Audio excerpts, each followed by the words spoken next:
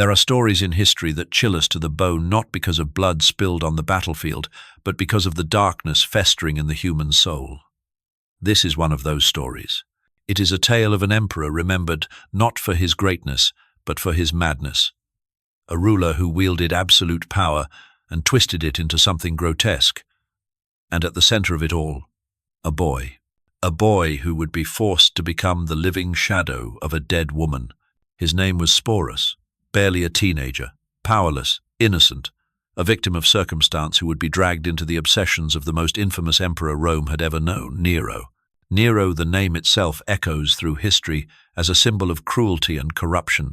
He is remembered as the emperor who may have set Rome ablaze, the tyrant who murdered his own mother, the despot who cared more for his twisted desires than for his empire. Yet among all his crimes, one story stands apart. One act so shocking that even the jaded historians of ancient Rome, accustomed as they were to decadence and brutality, could not help but recoil. It began with loss. Nero's beloved wife, Poppaea Sabina, was gone, struck down, according to some, by Nero's own violent hand. Her death left him grief-stricken, haunted, consumed by longing. But rather than mourn, Nero sought to replace her, and in a boy named Sporus, he found a chilling solution. Sporus resembled Poppaea. That was enough. To Nero, he was no longer a person. He was a vessel, a canvas upon which the emperor could paint his sick fantasy. And so Nero gave a command that would alter the boy's life forever. Sporus was castrated, stripped of his identity, reshaped to mirror a woman who no longer lived. But Nero didn't stop there. He staged a wedding. Before the eyes of Rome, he dressed Sporus as a bride, veiled him like a bride, and married him as if Poppaea had returned from the grave. To the world, this grotesque charade was paraded as if it were truth. To Nero, it was satisfaction. To Sporus, it was a prison. This is not just a story of desire gone astray. It is a story of power unchained, of how the will of one man could destroy another's humanity. And tonight, we will follow that story from the death of Poppaea to the tragic fate of Sporus and uncover why Nero's name will forever be remembered as the embodiment of imperial madness. Nero's obsession with his dead wife, Poppaea Sabina, did not fade with time. It consumed him. Grief twisted into something darker, more grotesque. Instead of honoring her memory, Nero sought to recreate her, to resurrect her in flesh, no matter the cost. In the streets of Rome lived a young boy named Sporus, barely in his teens. His face bore an uncanny resemblance to Poppaea, delicate, almost angelic, with features so strikingly similar that they caught Nero's predatory gaze. To the emperor, this resemblance was no coincidence. It was fate. He had found a vessel through which his dead wife could live again. But resemblance alone was not enough. Nero wanted perfection. He wanted Poppaea reborn in every detail. And so, in one of the most disturbing acts of cruelty recorded in ancient history, Nero ordered the boy to be castrated. The procedure was brutal, stripping Sporus of his identity, his body, and his future as a man. The boy was forced into becoming something he never chose to be: Nero's living replica of the empress he had killed. After this horrific transformation, Nero paraded Sporus through the imperial court. Dressed in fine robes, adorned with jewels, and made to look like Poppaea, the boy was no longer seen as himself. He was no longer Spore, he was Poppaea's ghost in flesh. Nero even staged a mock wedding ceremony. In front of Rome's elite, he declared Sporus his wife, sealing their twisted union with the full grandeur of imperial power. The whispers spread across Rome. Senators, nobles, and common citizens alike gossiped about their emperor's madness. Some pitied the boy, trapped in the emperor's fantasy. Others mocked Nero behind closed doors, calling Sporus the empress who never bled, a cruel reference to his stolen masculinity. Yet no one dared openly defy Nero. His power was absolute, and his wrath was legendary. For Sporus, life became a gilded prison. He dined in marble halls, wore silk garments, and traveled in imperial processions, but beneath the luxury lay unbearable torment. He was a child forced into the role of a dead woman, with no escape. Every glance, every word, every caress from Nero was a reminder of the life stolen from him. And Nero, blind to the boy's suffering, reveled in his delusion. He called Sporus by Poppaea's name, whispered to him as though he were speaking to his lost empress, and forced him into public appearances as if Rome itself should believe in his grotesque resurrection. To Nero, this was not madness, it was love beyond the grave. But to history, it remains one of the darkest testaments to his cruelty. An emperor who could not control his desires, who bent not only the will of the empire, but the very identity of a child, all to soothe his own twisted grief. This was no longer mourning. It was obsession turned into tyranny, and for Sporus the nightmare was only just beginning. The mock wedding between Nero and Sporus was not a private affair. It was a spectacle, staged with the pomp and grandeur of imperial Rome. Guests filled the palace, musicians played triumphant hymns, and Nero, dressed in regal finery, stood beside the fragile figure of the boy who now embodied his dead wife. When Nero placed the veil upon Sporus's head, the court gasped. This was the symbol of a Roman bride, sacred and binding. Sporus, trembling and hollow-eyed, became the Empress of Rome not by choice, but by decree. The emperor kissed him before the assembled nobles, and the crowd erupted in forced applause. None dared show disapproval. To hesitate was to invite death. From that day forward, Sporus was seen at Nero's side in public ceremonies. He walked beside the emperor during processions, sat with him in the imperial box at gladiatorial games, and rode in his carriage through the streets of Rome. The people, bewildered and horrified, whispered cruel nicknames: the empress who never bled, a reminder of his castration and the mockery of womanhood he was forced to play. For Sporus, each day was a theatre of humiliation. He was forced to rehearse Poppaea's gestures, her words, even her expressions. Nero demanded perfection. When Sporus faltered, when his boyish nature betrayed the illusion, the emperor's rage flared. Sporus lived in constant terror of disappointing the man who held absolute power over his life. But the cruelty extended beyond the palace walls. Rome itself became a stage for Nero's grotesque fantasy. During public banquets, Nero would call Sporus by Poppaea's name, caressing him before the eyes of senators and generals. He dressed him in pearls and silks, parading him like a trophy of conquest. Guests laughed behind their goblets, but none dared to speak aloud. They knew too well how Nero silenced dissent with exile, torture, or execution. Meanwhile, the empire itself groaned under Nero's excesses.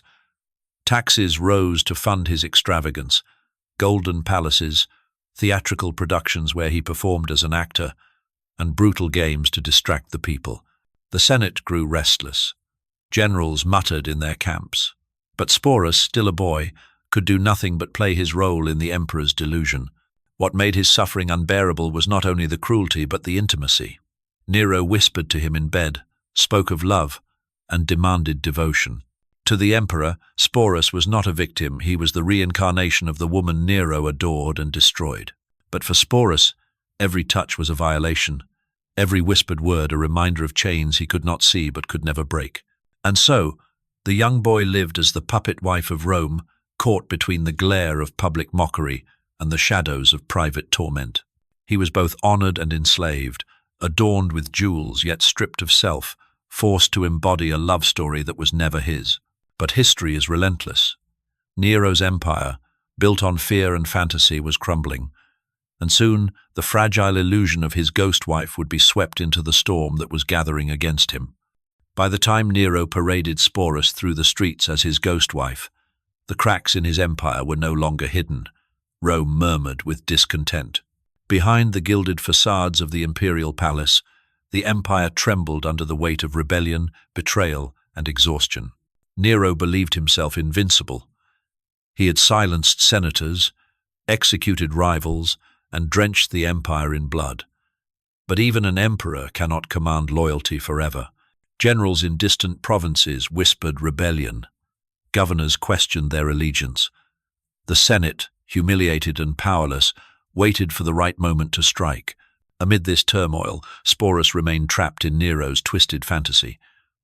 Wherever the emperor went, Sporus was forced to follow, veiled, adorned, and presented as Poppaea reborn. To the people, he became a grotesque symbol of Nero's madness. To the Senate, he was proof of the emperor's unhinged mind. And to Nero himself, Sporus was the fragile thread holding together his crumbling illusion of love and control. But the empire could not be distracted forever. In AD 68, rebellion erupted. Galba, governor of Hispania, declared himself emperor, backed by powerful legions. One by one, Nero's supporters deserted him. The Praetorian Guard, once sworn to protect him, turned their loyalty to Galba. The Senate, sensing weakness, declared Nero a public enemy. Panic swept through the palace. Nero, once the master of life and death, found himself abandoned. He paced the halls, muttering that the world could not exist without him. He dreamed of fleeing to the east, of taking Sporus and living as an actor in exile. But reality closed in quickly. His servants deserted him. Guards vanished from the gates. And the people, once silenced, mocked him openly. Through it all, Sporus remained by his side. The boy who had been forced into the role of empress now witnessed the downfall of the man who had stolen his life. Historians tell us that Nero clung to Sporus even in his final hours, unwilling to let go of the illusion he had created. Perhaps he saw in the boy a reflection of what he had lost. Or perhaps Sporus was the last companion who had not yet abandoned him, but even Sporus could not save him. On June 9, AD 68, as soldiers closed in on his villa, Nero prepared for death. "What an artist dies in me," he whispered, still blinded by vanity even as his empire crumbled. Unable to take his own life, he begged a servant to drive a dagger into his throat. With a final gasp, Rome's most infamous emperor was gone. The city rejoiced. The Senate declared him an enemy of the state. Statues were toppled, portraits destroyed, and his name cursed. The tyrant was dead. But for Sporus, freedom did not follow. He had been Nero's wife in life, and in death he remained chained to that role. In the chaos that followed, the boy became a prize in the struggle for power. To Rome's new rulers, Sporus was not a victim, not a child broken by cruelty. He was a symbol. To possess him was to possess Nero's ghost. And so, the nightmare continued. Sporus's torment did not end with Nero's death. It was only entering a darker chapter 1 where new masters would claim him one after another as Rome devoured itself in civil war. Nero was gone, but his shadow lingered. Rome did not awaken to peace. After his death, it plunged into chaos. Civil war erupted. Generals turned their armies against one another, and 4 emperors rose and fell in a single year.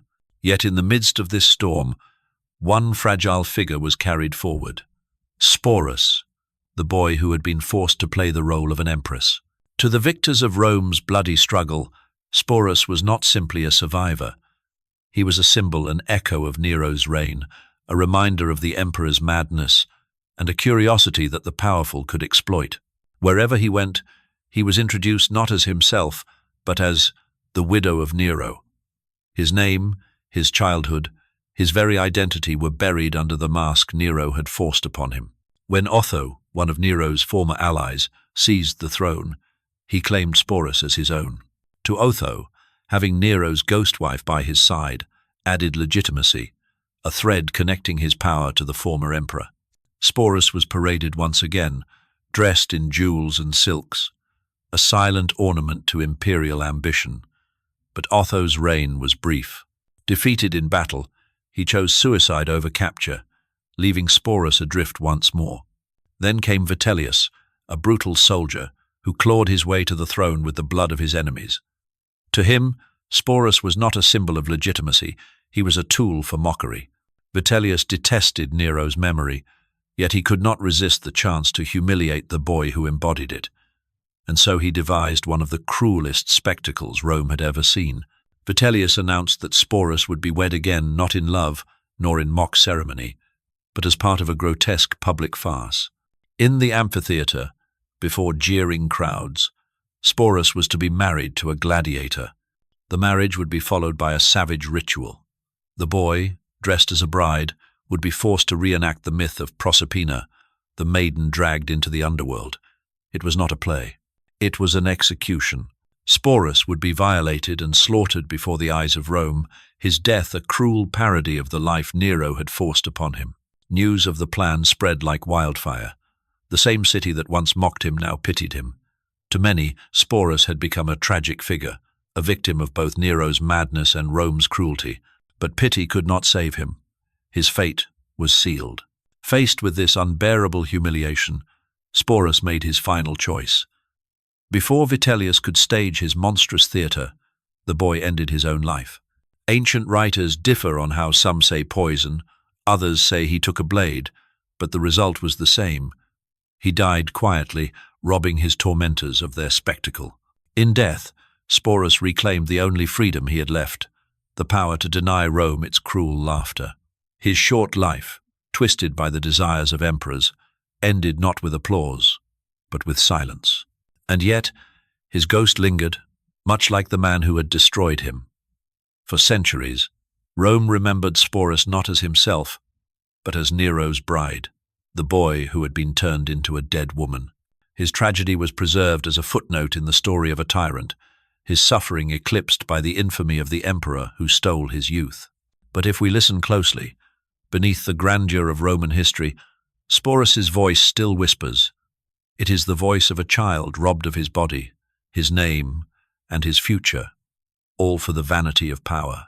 A voice reminding us that history is not only the tale of kings and emperors, but also of those crushed beneath their feet. History remembers Nero as a tyrant, a madman who burned Rome, murdered his mother, and drained the empire with cruelty and excess. But buried within that tale is another story quieter, more haunting, the tragedy of Sporus, the boy who became the shadow of a dead woman. For Nero, Sporus was never a person. He was an illusion, a fragile vessel to carry the ghost of Poppaea Sabina. In life, Nero could not control his empress. In death, he remade her in the form of a child, bending flesh and identity to his will. It was the ultimate act of possession, love twisted into domination, grief warped into obsession. Nero's cruelty lived not in grand gestures alone, but in the intimate destruction of a single human soul. And yet, when we look deeper, the story of Nero and Sporus reveals more than the madness of one emperor. It reveals the machinery of Rome itself, a society where power was absolute, where emperors could remake reality, and where victims could be paraded as symbols without hope of rescue. Sporus was not simply destroyed by Nero, he was consumed by an empire that allowed one man's delusion to become law. Even after Nero's death, Sporus's torment continued because Rome itself demanded it. Otho took him as a prize. Vitellius sought to humiliate him as a public joke. To each emperor, Sporus was not a child, not a victim, but an object, an ornament of power, a reminder of Nero, a tool for cruelty. His short life became a mirror reflecting the empire's darkness. In his final act, his suicide, Sporus reclaimed a fragment of dignity. Denied the right to live as himself, he seized the right to decide how he would die. In refusing Vitellius's grotesque spectacle, he silenced the jeers of the crowd and wrote his own ending. A tragic ending, yes, but also an act of defiance against the endless cycle of humiliation. What remains today is a chilling question. Was this love, or was it madness? Did Nero truly grieve Poppaea, or did he only grieve the loss of control? Was Sporus a replacement for a wife, or a vessel for a tyrant's fantasies? History does not give us clear answers. It leaves us instead with fragments, whispers of cruelty, flashes of ceremony, and the image of a boy forced to live as a ghost. 2,000 years later, the story still unsettles us. It forces us to confront the extremes of human desire and the dangers of unchecked power. It asks us how far grief can twist into obsession, and how love can become indistinguishable from cruelty when one life is forced upon another. In the end, Nero died, hated and alone. His name became synonymous with tyranny. But Sporus, though he left no empire, no monuments, no heirs, remains unforgettable. His story endures not because he ruled, but because he suffered. He reminds us that history's grand tragedies are not only about kings and generals, but about the silent victims whose voices were nearly erased. And perhaps that is the true legacy of Sporus, not the jewels he wore, nor the titles forced upon him, but the haunting memory of a boy who became a symbol of grief, cruelty, and power gone mad. Rome tried to bury him in mockery. Nero tried to transform him into someone he was not. Vitellius tried to turn his death into a spectacle. But in the silence of his final act, Sporus transcended them all. The emperor is remembered as a monster. The boy is remembered as his victim.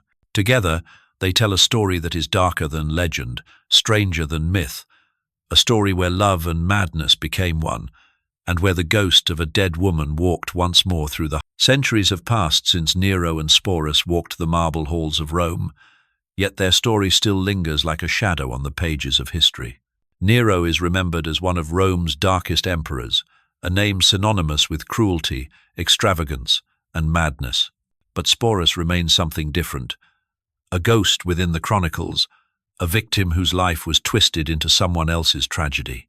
Roman historians, Suetonius, Cassius Dio, Tacitus, recorded the scandal of the boy turned empress, but they rarely paused to see him as human. To them, Sporus was evidence of Nero's depravity, a symbol of imperial corruption. His suffering was reduced to a curiosity, his voice swallowed by the judgment of others. History gave him no speeches, no letters, no testimony, only silence. And yet, that silence speaks volumes. In the absence of his words, we are forced to imagine what it meant to live as a shadow, to be dressed in another's image, to have one's very body altered in the service of power.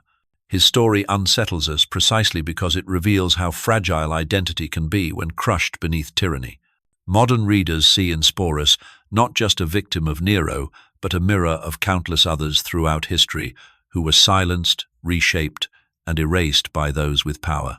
His tragedy is not only Roman, it is universal. It forces us to ask, how many voices have been lost to the ambitions of rulers?